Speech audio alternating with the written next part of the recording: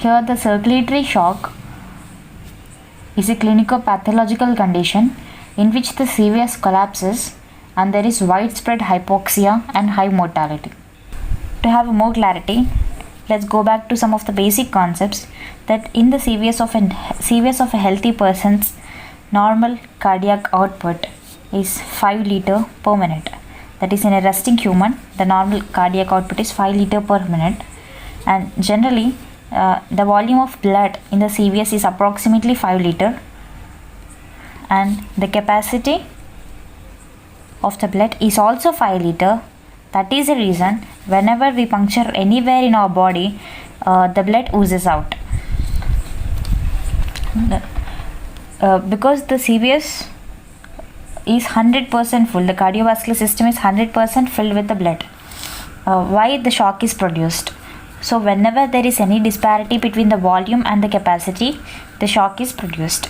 To have more clarity, consider this diagram. So consider this as aorta and this as the venous system, major venous end, that is caval system. So this is a basic idea. This picture just gives a basic idea. This is the left atrium and this is the right atrium. So the oxygenated blood from the left atrium goes to the systemic circulation, and here perfuses the tissue and returns back to the heart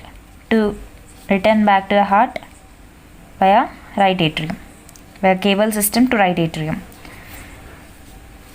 Suppose if think of an hemorrhage, that is, there is loss of blood, maybe due to an accident or maybe due to internal bleeding or any other reason where there may be a chance of blood loss.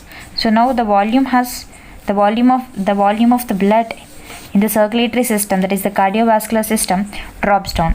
So now let's suppose the volume has become 3 liter, but the capacity does not change much and the capacity remains the 5 liter. So there is a disparity between the volume and capacity. The main reason for the circulatory shock is the disparity between the volume and capacity. Here the capacity is too much, but the volume is very low. So the pressures in the vascular system is not maintained. Whenever the pressure pressure drops down. So we are talking about the effective pressure which drives the blood from the arterial system to the venal system to the right atrium. So the effective pressure decreases. So whatever the left heart pumps, that cannot be easily returned to the right heart.